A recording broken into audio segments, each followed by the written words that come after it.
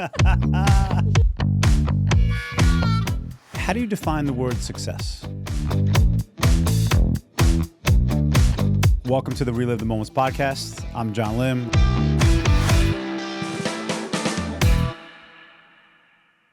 Today's guest is a seasoned leader in people, strategy, and talent development. Al Lundy serves as Senior Director and Strategy Advisor at Indeed, where he partners with executives to shape organizational success and guide HR strategy at the highest level. With prior senior talent roles at companies like Capital One, Gartner, Algis, and Nike, Al is known for building strong teams and connecting top talent in tech, product, and marketing. A Fordham University grad, a former football player, Al's definition of success is grounded in living by his values, prioritizing family, making an impact, and maintaining well-being and balance. Whether he's advising business leaders, coaching basketball, or traveling with his wife and 2 daughters, Al brings the same energy and care to every role, which I 100% agree with, as I have to play against this man in basketball, which, as you watch these videos, you'll see is not an easy feat. Welcome to the show, Al Lundy. Thank you for having me, John. Hey, man, I've seen a lot of your shows since you sent me the links, and I didn't think I was going to get invited, so I appreciate that, and I'm hyped to be here, man. Listen, man, I've been excited to get you on the show, all right? We haven't really talked about it as we're playing there on the basketball course, but, I mean, you have a phenomenal story. I think when people see you, right, they at least when I saw you the first time, I didn't know Al Lundy the way I know him now. And it's a completely different person than I would have predicted. Like, class president, okay? I mean, we're going to get through all these stories. But first, I asked every guest the same question. What's your definition of success? When I was getting ready to come to the show, John, I was thinking about this last night, and I said to myself, I know what I wrote ahead of this, kind of give you an idea, and I believe that. But the one thing I did want to call out is everyone has their definition of success of what you see in the dictionary, right? And everyone kind of strives to get whatever you want to define as success. But I think sometimes in this world we get caught up in like chasing something down. But I truly believe my definition of success is, again, being grounded within my family, right? Being grounded in the moment, right? I think, again, no pun intended, but your show is Relive the Moments. But like I really, even in my everyday life, I focus on the moments that I'm in with my family, with my friends, and even at times my professional family. So success for me is really derived by the happiness, right, and the well-being of all those around me. Like, and I don't mean to be like guru-ish, if you will, because you know I ain't that type of guy, John. But like, you're kind of guru-ish. You have some guru moments, but okay? I don't chase success from a financial standpoint. I really, truly chase success from a well-being with my family, making sure that everyone around me has what they need to be happy. So, dude, I think you said it great. I think the one word you said that sticks out for me is grounded. Like, we're going to relive some moments of your life that I got to learn. It's amazing. But you are one of the most grounded people that I've met. Like, when you come to the gym, okay, first, when you come to the gym, you got a bag of texts, okay? Like, I swear, every hypervolt, okay, or technology that you can strap to your body, you have. Like, hey, Al, man, can I got some tape? Nah, man, you don't need some tape. Here's the gun. Wrap this one around your knee. Here's this one's for your back. Yeah. So let's get that out of the way first, okay? Your bag is like the tech bag of healing your body pre and post game. But when you come to the gym and we get to talk, like, you are one of the most grounded people. I mean, listen, we play in a dude's backyard. Yeah. Okay? In his second house, Yeah. in his pool house. Yeah. We are so blessed to have this phenomenal facility to play into. And you and I are walking in this gym to play some ball, and there's maybe 3 or 4 of us, we don't look alike. Oh, we don't. Right? Okay, it's like, who invited these 2 guys here, Yeah. right? Where'd they come This from? bald guy with this full sleeve tattoo, right? And Al, this big monster that none of us can guard it down low. Like, okay, like, but you always come to that gym, man, just so grounded and humble, and it was something that gravitated me towards you, whether we were playing outside at Mitch's house or in that gym. Like, you're just a dude that everybody wants to be around. Yeah, Where'd that come from? Honestly, my family, man. Just to give you some background, John. I think you obviously know I'm from Miami. I mean, I don't shy away from telling everyone that my parents kept me grounded. My parents You want to talk about being from Miami because your license plate says 305 for life? Well, Okay. I think that's the thing that keeps me connected to Miami. Not only my license plate, but I still have a 305 cell phone number. But as far as like keeping me grounded, both my parents, they raised me well, man. I grew up in the project. I think I actually told you this one day. I was like, hey, man, you ever seen the show The First 48? You ain't never met somebody that wants to brag about coming up, not poor, but it wasn't easy, and growing up in a neighborhood that was really challenging. My parents kept me grounded. My dad was a pastor growing up as a kid, right? So we went to church, and I tell people we went to church sometimes Friday, Saturday, and Sunday, right? So my mom never drank in her life. I can actually think back to the first time I gave my mom her first glass of wine. So you talking about like being grounded and understanding what your parents required of you as a human being. How many brothers and sisters do you have? So I have a younger brother and an older sister. I'm the middle child. So so you're the trouble one. No, actually, if you ask my mom, she would probably say I was the easiest one. Because again, being I'm a junior, right? So I'm named after my grandmother. My grandmother is Alberta. My dad is Albert, and I'm Albert Jr. So you just learned something else new about me, John. I rarely go by my full name. I call myself Al for a reason. But yeah, being a middle child, I'm 2 years older than my younger brother, and I'm literally 1 year behind my sister. So my parents had us at 18, 19, and then 21. Right, so your mom was pregnant for a while. A long time. Right. A long she was time. pregnant for a while. Yeah, and when you get to meet her, John, you'll see she's a small woman. But she is big at heart and big at accountability. So I've always been grounded. I grew up in an era where as kids, we were outside playing all the time. I had to be home. When the street light came on and I wasn't home, we got a problem. So it came from my upbringing and my culture and the way my family really stayed connected. In the projects that I grew up in, we not only had my mom's dad, we had my dad's mom, we had my dad's sisters. So it was really a family-oriented scenario for me, and that's what keeps me grounded. Like, when I come in the gym, first thing I'm talking to y'all about, after we get the technology squared away, I tell y'all, hey, I did this with my girls, or I did this with my wife, or did this. So for me, I'm grounded in family, to be honest with you. Dude, I love the streetlight thing. When I was a kid, right, like parents didn't say, hey, be home by 6. We weren't wearing watches. We didn't have watches. We were poor, okay? Like, we just wanted to get out there. I wanted to get out and play basketball. After dinner, I'd go out. Okay, listen, once this light goes on, you have to get home. Yeah. Okay, you look up like, oh, shit. Yeah. How long's the light been on for? Yeah. About 30 minutes. Damn, I got to go. Yeah. I got to go. And we jetting out to get back home. So I love that. It reminds me a lot when I was a kid because, listen, man, you're an athlete. I'm sure. I think one thing that when you grow up without money, okay, and you grow up in a situation where there's the projects or where I grew up in a small apartment, you don't want to be in the apartment. Nah.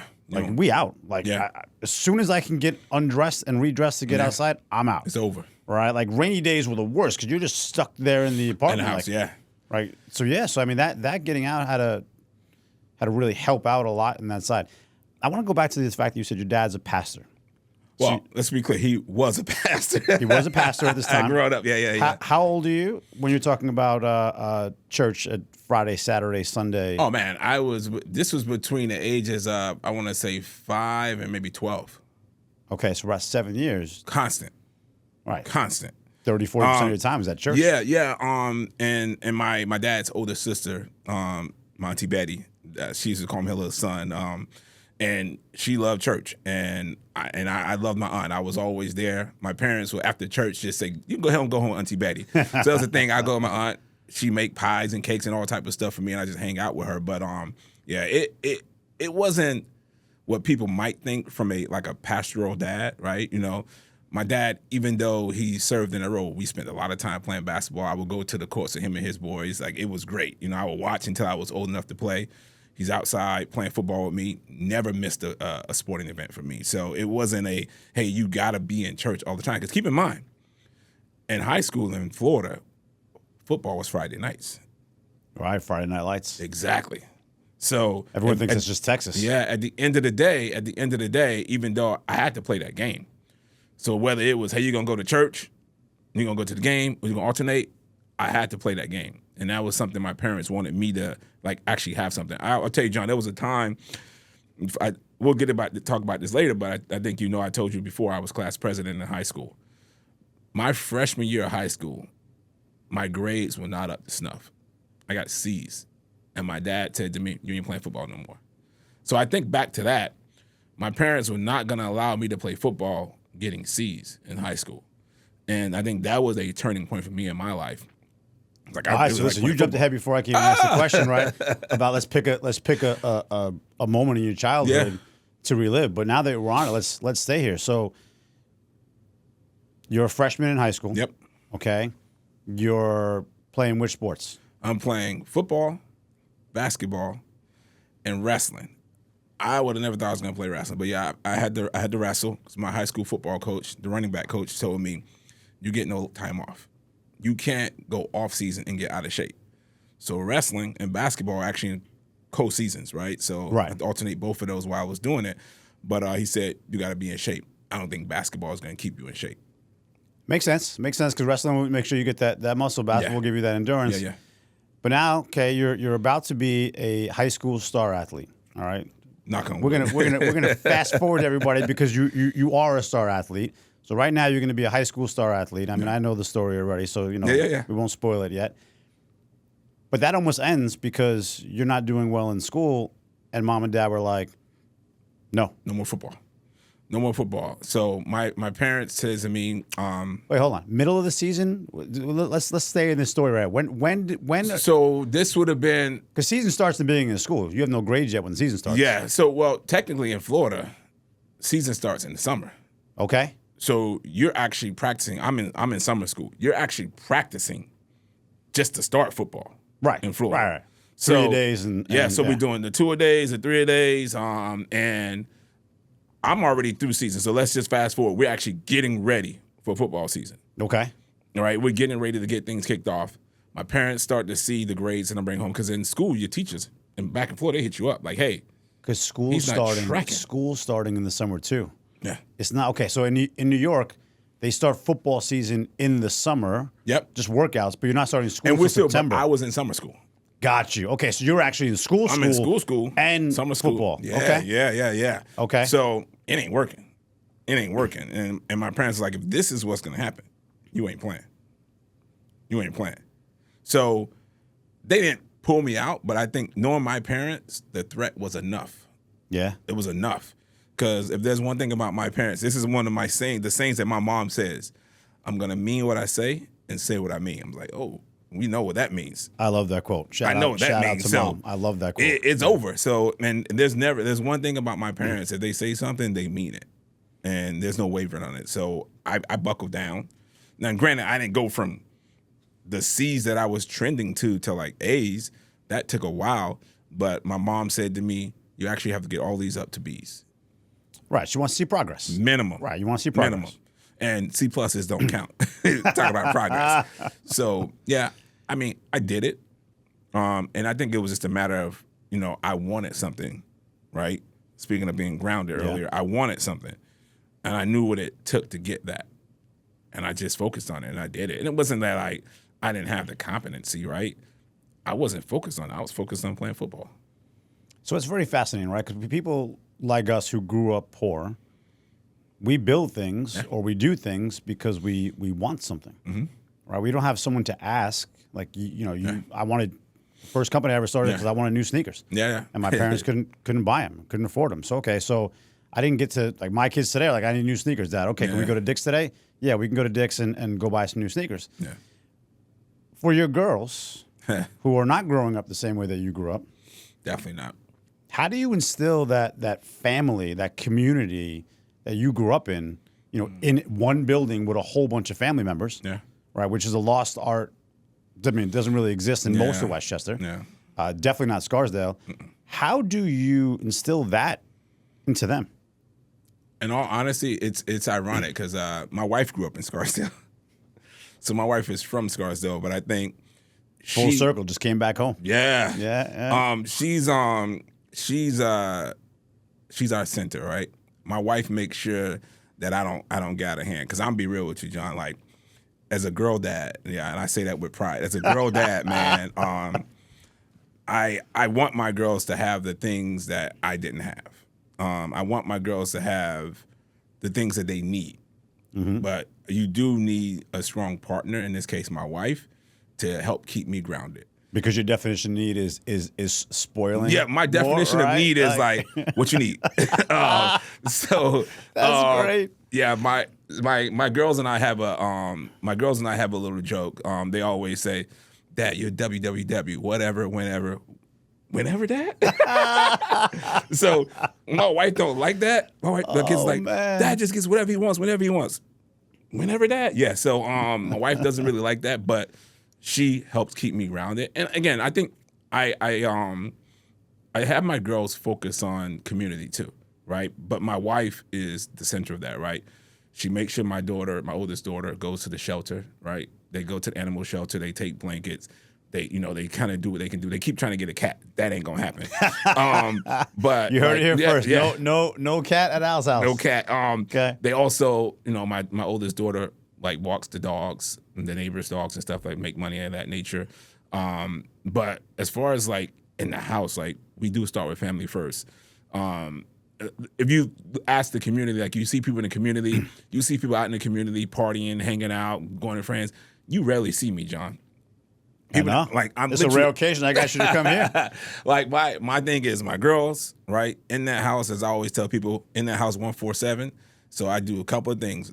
My house, basketball with you guys, golf. I was gonna say if you don't bring up golf, you're an avid golfer. Listen, golf season shuts down any space of anything on Saturdays. Right now, I'm actually just counting down to the snow melts. My wife said to me this morning, as a matter of fact, she said, "So golf season's over, right?" I go, "Princess, how long have you known me? When the snow melts, I'll be at the country club. I'll be at some golf course." But listen, man, you got like Top Golf. There's a new golf center in Portchester. You can go there and play some indoors. Matter of fact, I take it back. We could just go to Parag's house. You can play some golf in the simulator right there, right? Nah, man, it's nothing like being like outside. It's nothing like taking in the environment. I really enjoy golf. Is my peace, to be honest with you. Like I tell my wife, I love basketball. It's a physical thing. It's not your peace in basketball. You're a beast. I wish you'd give me some peace when we're playing against each other, dude. Like seriously. Listen, man. Like I do. I'll be honest. I do get some aggression out when I play basketball. It's that physical aspect of competing. Yes. Like you ain't really competing in golf, right? It's sin. All right. Listen, I want to bring it back though, Sure. Because you mentioned class president. Yes. Okay. So, and you have some wild. Like, man, I can imagine. Listen, you're in Miami. Yeah.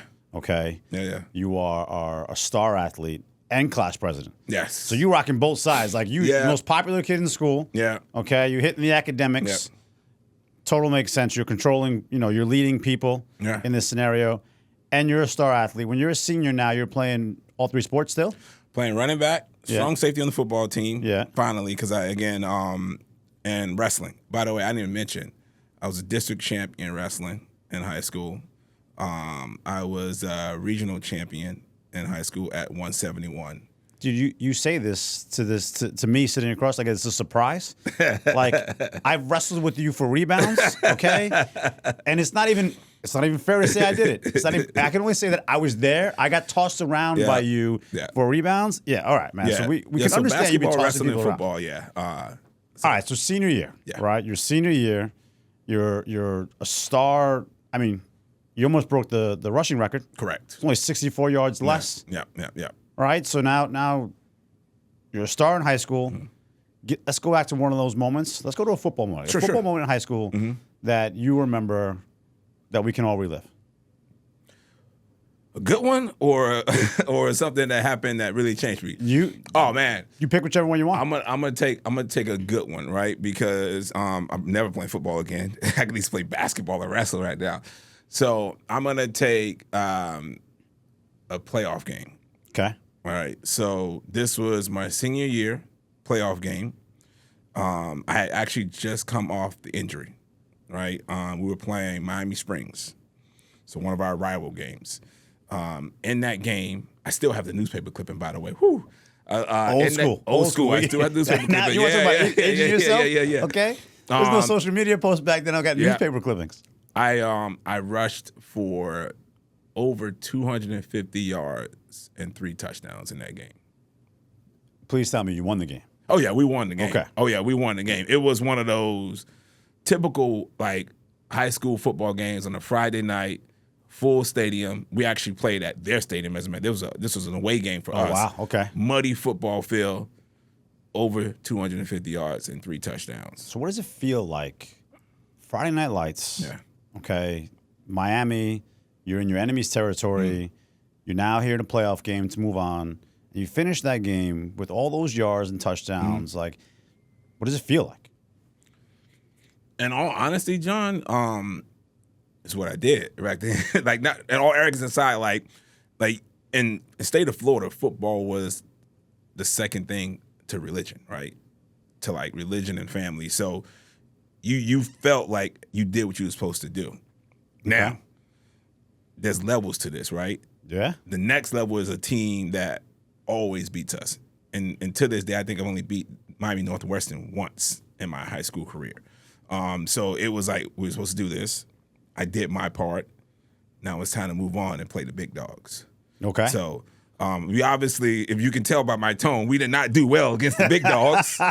I did my thing. I had a touchdown in that game as well, over 100 yards rushing. But at the end of the day, we lost to the big dogs, right? And that's why they were the state champions most of the time during my time in high school. But yeah. Listen, I don't think most people realize who we're talking about, right? When you played in the All-Star game. Yes. Okay. Yeah. Like, we're talking about, like, all right, high school football, and in New York, we just had some state championships. Yeah. We have the show, The Winning Moments. We just featured the guys who won the state championships at Rye. First of all, this Rye coach, okay, the man's been doing it for 50 years. Yeah. 5 state championships. Like, It's generational amazing. side. It's insane. We talked about him on the last show, but that's different football. Different, yeah. Your All-Star game in the Orange Bowl, first of all, back in the day, you're on your team. Yes. Just on your team.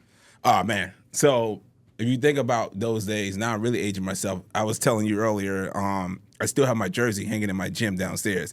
Got to live through something, right? So I still have my All-Star jersey downstairs. My high tide little pin on it, number 3, South All-Stars. On my team, actually my high school quarterback, a lot of people don't know this, was Chad Johnson. So a lot of people know him by Ocho Cinco. Yep. In high school, he played quarterback and receiver. So as Did I he just told throw you, it to himself? no, man, I can tell you a crazy story. If Chad, if you ever see this, you know this. A crazy story. As I told you, we ran a power I, we ran an option in high school. Chad was so fast. One time he pitched me the ball in the option, ran up, laid a block for me. and true story, if you ever talk to him, I mean, I don't know if you ever run across, but if he ever sees it, he'll tell you. Literally. So they always used to call me, nobody called me by my first name in high school. Everybody used to call me Lundy. Okay. So Chad was like, boy, Lundy, you see that, man? I gave you the ball. I'm up here. I'm blocking dudes for you, man. I'm doing it all. I'm tossing and I'm blocking. So, like, my high school in that All-Star game, as you were saying, it was me, Chad, Nate Webster was on the defensive side, perennial linebacker back in the days for Tampa Bay Buccaneers. We had Marvin Menace, another receiver from that championship team at Northwestern that I could never beat. Santana Moss, Najee Davenport. Those are the guys that Najee's who you lost that year. 64 yards. Najee, 64 yards. Najee was a legit running back. He actually played. My younger brother played at the same school he went to, but obviously a different generation. Miami Central, who is also a powerhouse school down in the state of Florida as well. So definitely competing against that level of talent gave me something to strive for. You know, dude. I mean, it's different football. When you think about that All-Star game, I think about it in basketball because I watch basketball more. Like, you have some of these All-Star games.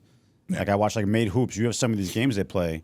You know, and you have these players that are just like, all right, you can see NBA.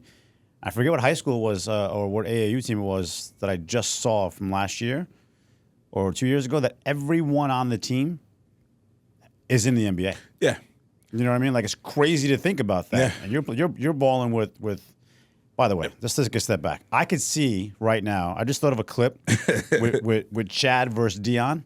Where him and Dion are on a podcast talking. Right, you said like Chad was fast. If Chad right now could hear this, Chad be like, yo, Lundy, man. Yeah. I'm still fast. Yeah. Okay, I'll race you right now in that scenario. I can seeing it. Let's make no mistake. I was not Chad fast. So the difference is he actually ran track in high school. Wow. I mean, it makes sense. I mean, he ran track. I refused to run track. My younger brother ran track. My sister ran track. They were like I said, I didn't really truly play what I would call football until my freshman year. I was a defensive lineman in Optimus football. I wore the number 00. So for me, this was all new. This was a blessing. This was just the opportunity to leverage my talent. But the one thing about that level of football, man, to be honest with you, like all those guys, any one of those guys would have had opportunity, could have gone to the NFL.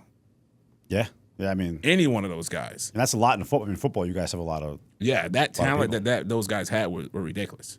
Ridiculous. So how'd you do in the All-Star game? Oh man, I'm gonna think back. I did score a touchdown in the All-Star game, but here's the thing though. Keep in mind, in the All-Star game, you have all those guys I just mentioned. So I'm sharing time with Najee. I'm sharing time with another running back I remember the school, but I don't remember his name. Another running back out of Palmetto High School, and another running back out of North Miami Beach High School. Dude, so you had 4 running backs. Like, and the way that they did it, they cycled us through time. Like, hey, you get this part of the first quarter. It's an All-Star game, so yeah. But yeah, it was an experience I'll never forget, man. Because growing up in a kid in that time, University of Miami was everything. They were the most dominant team. You got to play in their stadium. I am blessed and humbled to sit across from you and call you my friend, right? But now I'm in here like you're in Miami, all right? You're in Miami. You're scoring touchdowns in All-Star games.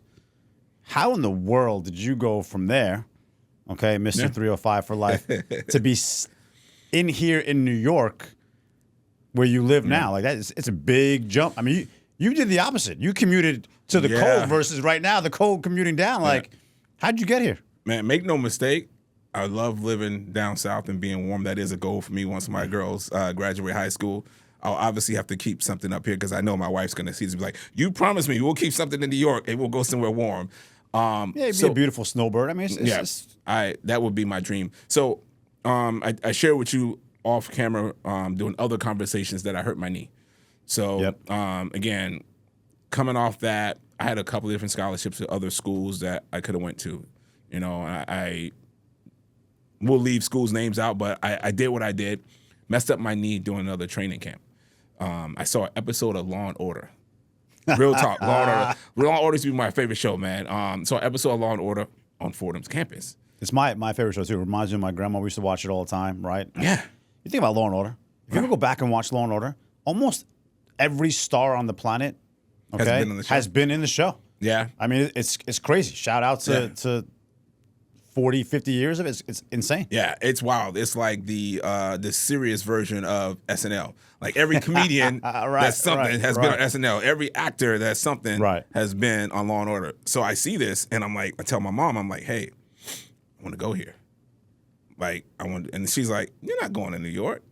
So I get with my coaches and stuff. They set everything up.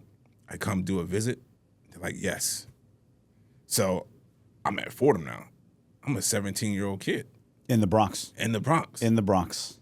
Now. Because of Law and Order. People that don't know, man, if you go there, it's a serenity. Like that place is an amazing place to kind of grow up and become an adult. So that's how I ended up there. I hurt my knee again. I knew I wasn't going to go to any of those schools that gave me scholarships. I still have all those, I'm not really aging myself, those little envelopes where the schools used to see the letter of intent and say, hey, you're interested, ... I still have all those. But that's how I ended up there, man. I hurt my knee, and I was like, I'm not playing football at that level anymore. It's a wrap. Came to Fordham. Want to go to Fordham Law School. Football team. Well, y'all got football? Y'all got wrestling? Nah, we just have football, basketball. John, as much compliments as you give me, my basketball game ain't at that level. It ain't A-10 level. So it was football is what I was going to do. So I joined the football team, and that's when things changed. Honestly, it gave me an opportunity to continue to do something I love, but also get an education at one of the top Jesuit universities in the country. Dude, let's take a step back here, okay? Because I grew up not far from Fordham. I worked at the Bronx Zoo, okay, right across the street, as you know. My favorite pizzeria today in all of New York is Full Moon. Okay. Right there, okay, on 187th, right on Arthur Avenue. You go, this is what I love about you, man, because it talks about the toughness that most people watching this won't understand. You're going from Miami projects, okay, with a great sense of community and family. You watch Law and Order. Okay, a criminal show where if you're talking about the original Law and Order, somebody got murdered. Oh, yeah. Right? It's in the Fordham campus. Yeah. someone's doing this, they're investigating, someone's going to jail. You then decide to move to the Bronx, okay? Yeah. All right? After watching a show about people getting murdered, okay, and getting caught and so forth, without any fear, I mean, that's a beast mode if I didn't say anything. Listen, John, growing up where I grew up, and this is no shot at the Bronx because I love Fordham. I mean, I tell my wife all the time, if I can redo it all over again, without question, I would go to Fordham again. Without question, going to that school made me the man that I am today. It reinforced, right, my focus on family. It reinforced my focus on self and my own self-worth, and kind of saying, who am I as a person? Who am I as a man? I looked past. I wasn't really in it for the show. I was in it for the subtext, right? I mean, you're talking about a university, a school that enables you to get any job you want when you graduate college, at least at that time, right? Yeah. Still to this day. Today. But, like, for me, it was me being really myopically focused in a good way. I'm like, if I can go there and I don't have to pay for it, let's go. I was the first kid in my family. Everyone tells these stories. Genuinely the first kid in my family to go to college and graduate college. That's dope. Real talk. My mom, ultimately, my parents did not graduate, right, and did not go to college.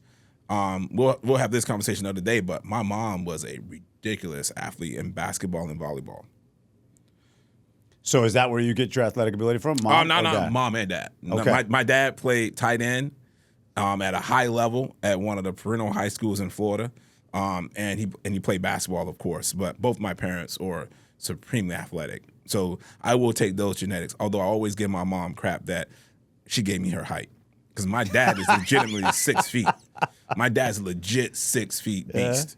You know, growing up as a kid. He must have been a beast as a tight end. It was terrible. Yeah. It was terrible for anybody that was trying. And I used to look at all the old stuff, the pictures of him playing basketball and football and stuff of that nature. But yeah, my mom is maybe 5 feet on a good day. Okay.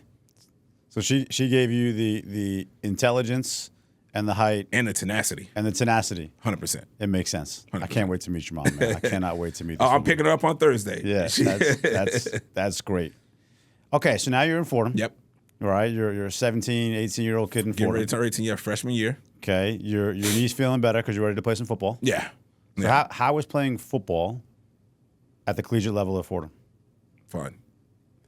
I found I had my joy again, like in the sense of, you know, this wasn't something that I was stressed about doing. This is something I was able to do for fun.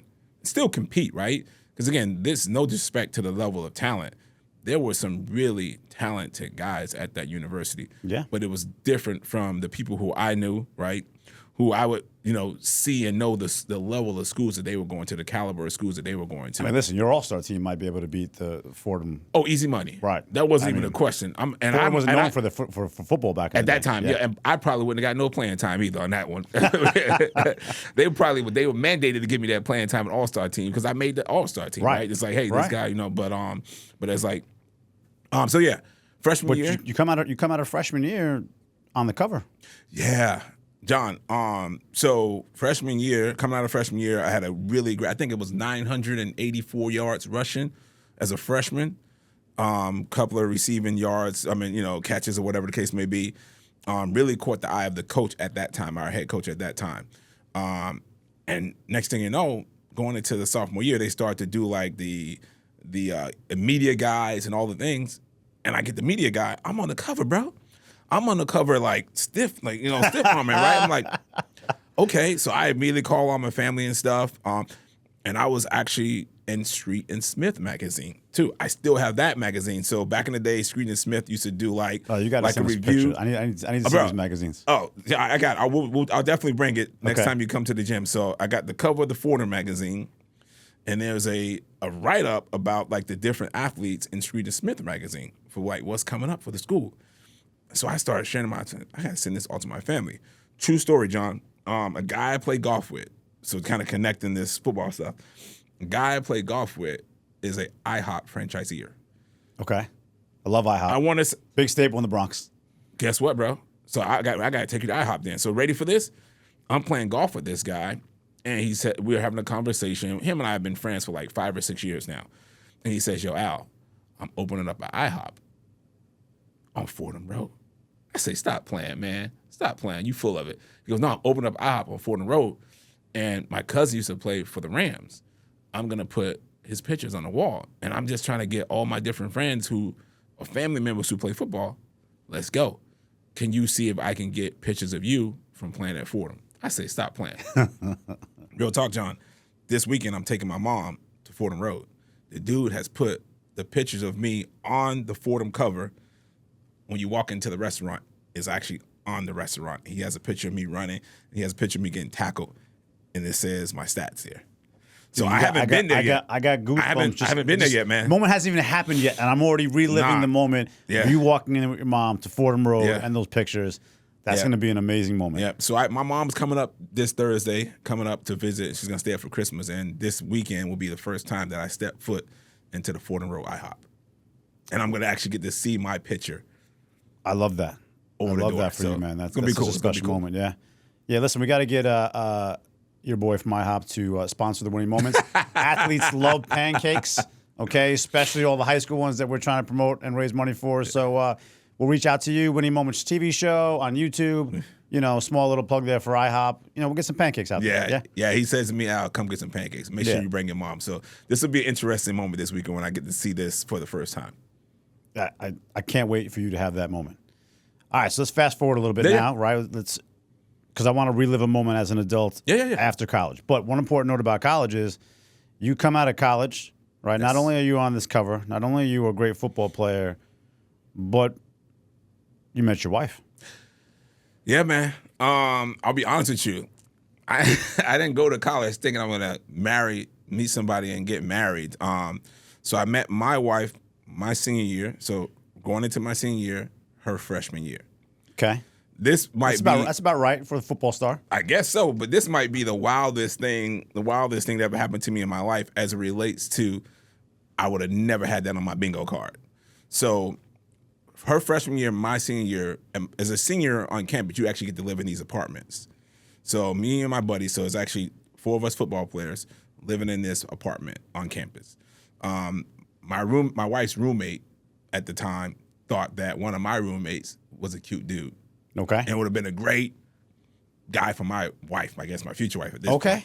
So they come over to meet the guys. My roommate, dude from Brooklyn, remain nameless because he's a good dude. And she goes, "Hey, this is the guy." So we're all standing in the kind of the foyer of our apartment. I'm eating popcorn at the time, one of my favorite snacks, by the way. Goes right into my bag without hesitation. Wow. Your wife, your future wife. Future wife grabs popcorn. I'm like, wait, what you doing? What you in my bag? I don't even know you. Like, literally, I just met you 5 seconds. I go, she got moxie. Like, So I say to her, look at her straight in the face, I go, can you cook? And something must be wrong with me. To actually, my first reaction to somebody trying to steal my popcorn is, can you cook? Mm-hmm. She was like, yeah, I can cook. So she tells me, yeah, I'm Italian, Syrian, and Lebanese. I'm a great cook and all these good things. Yeah. So what a mix. I kid you not, bro. We make a plan. We schedule. And I say, because you're going to have to pay for this. Like, you can't just eat my popcorn. I say, we'll buy the food. Y'all come over. We all hang out. You cook. And that was the first time I ever had my wife's cooking. All right. We got to relive this one here. So your wife's roommate is trying to hook her up with your roommate. Correct. So she's coming over there to meet another football player that is not you. Correct. Okay. And then within 5 minutes of meeting you, she decides to steal your popcorn. Easy, without hesitation. Okay. Note to self: you should never steal our popcorn. This man will toss you around. Let's remember all state, all region for wrestling. Forget football. Just the wrestling part. Now I'm more scared to battle you down low. So she steals your popcorn. Yep. And the first thing out of your mouth is not something sweet. It's like, can you cook? Okay. Yeah, I mean, it has so to be clearly her cooking. I mean, do I need to say it? No, my wife's a phenomenal cook. My wife, she gets it in. I would say in the 20 plus years that I've known this woman, the one thing that she had to learn how to cook was a peach cobbler. I reached back to the, and now she's killing it, bro. Like, I reached back to her and my dad when one of the first times she's met my dad. I was like, yo, Pops, she could cook a real apple pie. and he was like, I'm gonna have to teach you how to make a peach cobbler. Bro, I still remember that day.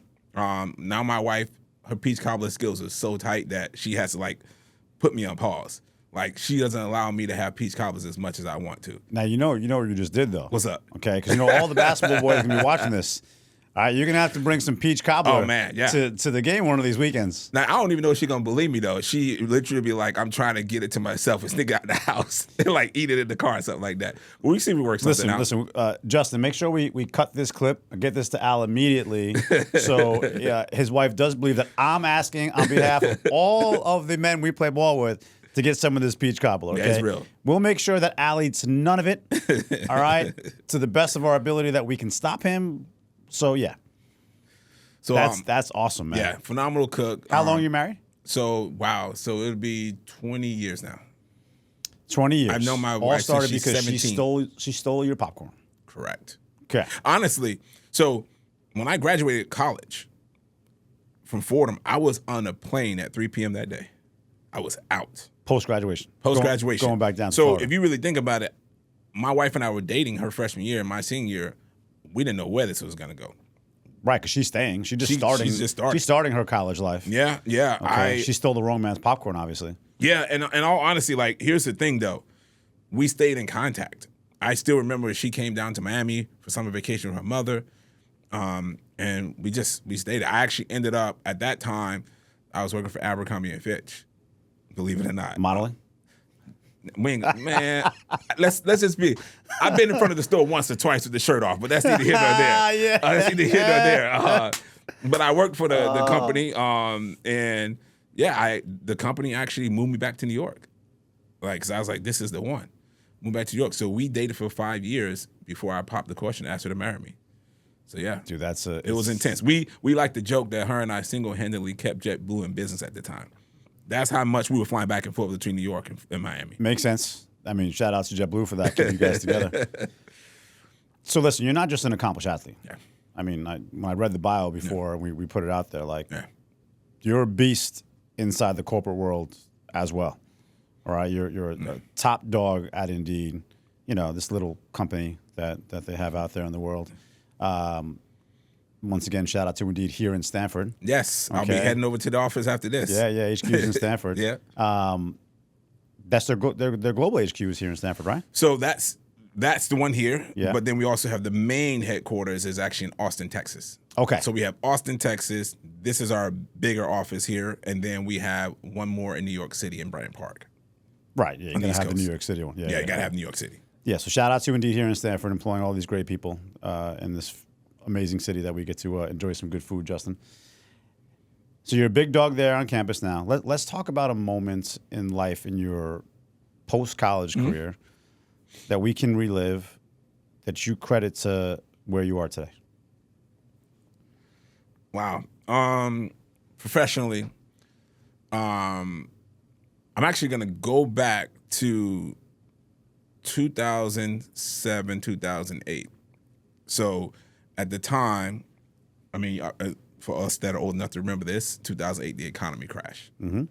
So at the time, I had just left Abercrombie & Fitch.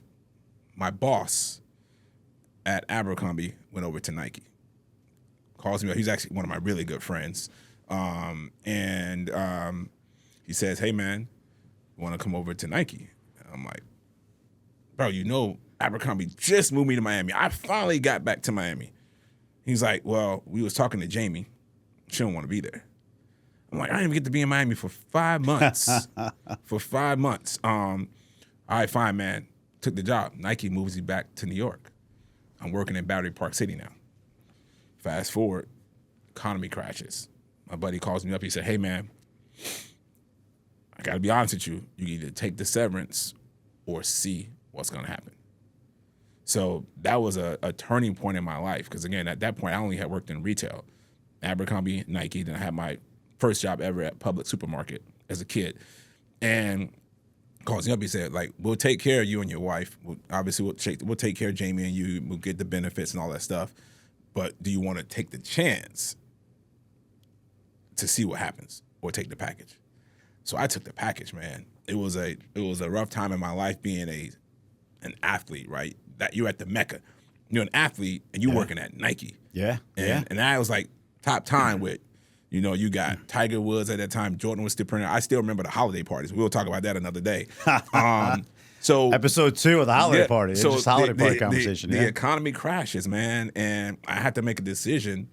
And at the time, company right over here in Landmark Square.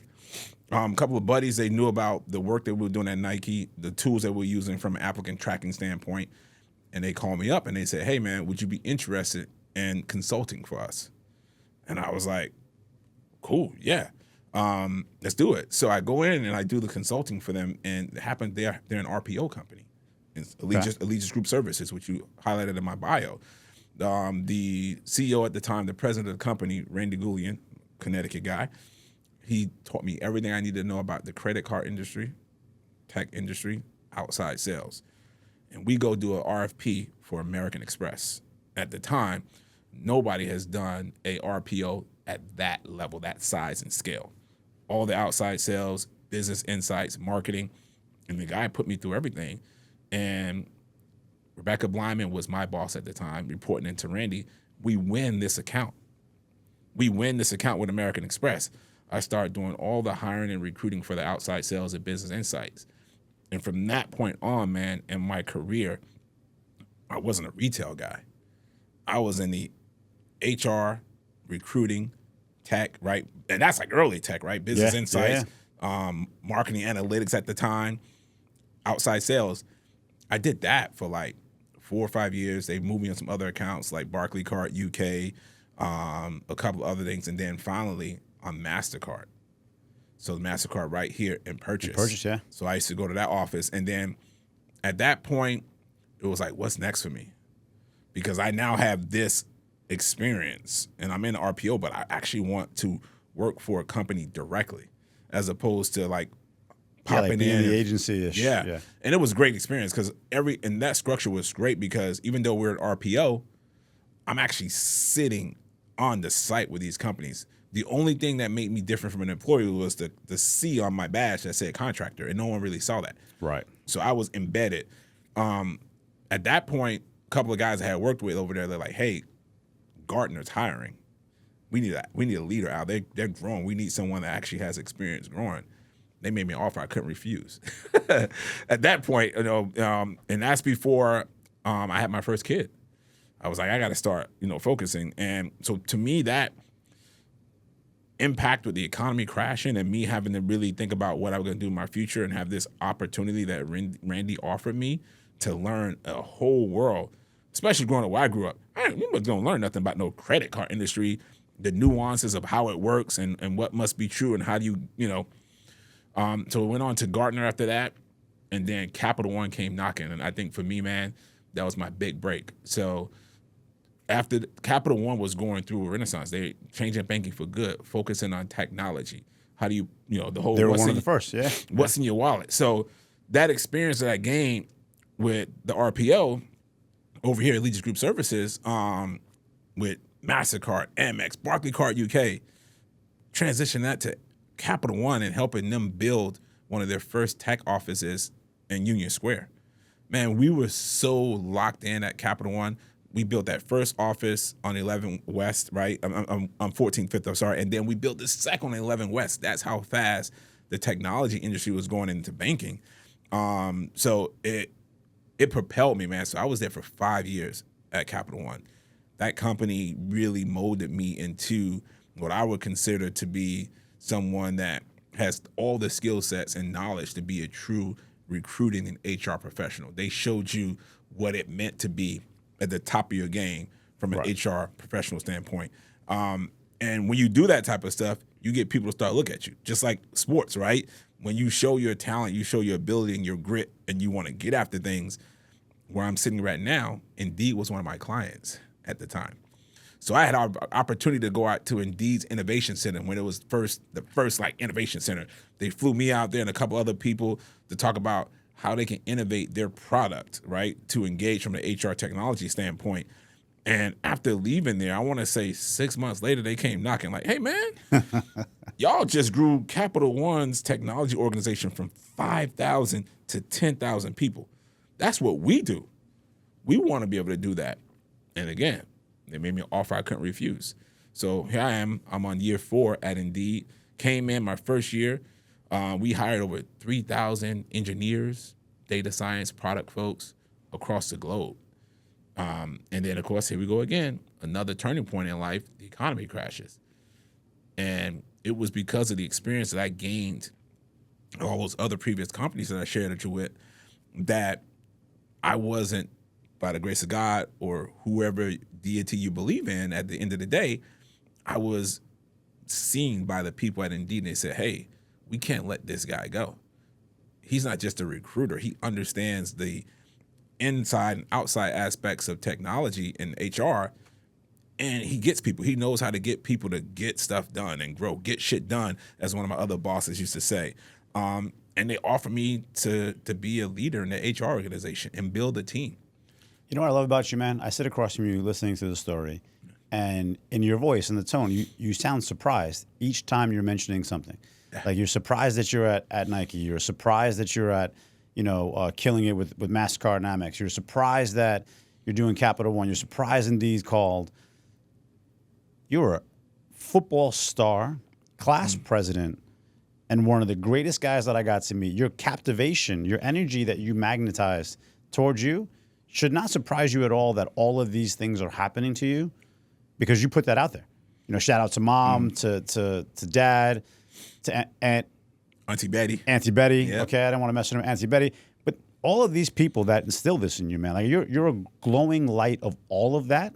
So you should not be surprised about any of that nature. I mean, credit to you and everything. Credit to your family and yourself. But where you sit today in these organizations, it shouldn't be surprised. But I love your grounded effect that you could even hear the surprise in your voice as you're telling me this story. So it's one of the things, man, that I love about you. I appreciate that, John. I think it's my family, right? I'll tell you the other side of that. My wife and my kids, they keep me grounded. And not in this philosophical way, but in a funny way. They always remind me, you're just a dad. I tell my wife all the time, last night, my oldest daughter was telling me a story. And this might be an embarrassing story to tell, but I think it gives you why I am who I am. As I was growing out my dreads, I actually used to have, I told you the story, you want to see these. I used to have 6 gold teeth to match these dreads. But my oldest daughter. We need these pictures, Justin. We need these pictures. My oldest daughter always likes to give me, a little reminder that she goes, don't give me any dad moments. But she always wants the daughter moments. So she was saying to me last night as she goes to bed, hey, Dad, my friends, we created a club. It's the Long Live the Lundy Club. I'm like, what? She's like, yeah, long live Al Lundy. And I'm like, bro, stop playing with me. She goes, well, here's what happened, Dad. Remember that day I put a bow in your head? So she actually put one of her bows in my head, one of these little frilly bows. And every time her friends say something funny in the chat, they use that sticker. So I'm like, bro, stop playing. She goes, no, look. So she's on Roblox last night, playing Roblox with her friends, and they're on the FaceTime playing Roblox. And I come in, they're like, yeah, what's up, Al? Long live Al. Long live Al. Man. So to me, that's what keeps me grounded. That's what keeps me humble, because I know, it ain't about me. Once I had these girls, it's about them. So there's no reason for me to assume a level of entitlement, assume a level of prestige, and oh, this is me. I mean, you see when I come into the gym, John, I don't come in there with a level of bravado, because I know everyone in that gym can get it in, right? Everyone in that gym can rock at a different level. So I'm respecting the people across me and the people that are competitors, but I'm also respecting the people just on a day-to-day and environment standpoint. I love how you say what keeps me humble is having my own sticker on a game in a phone, pass around. Hey, man, the kids do that to you, right? That's a different level, though. I get it. Yeah.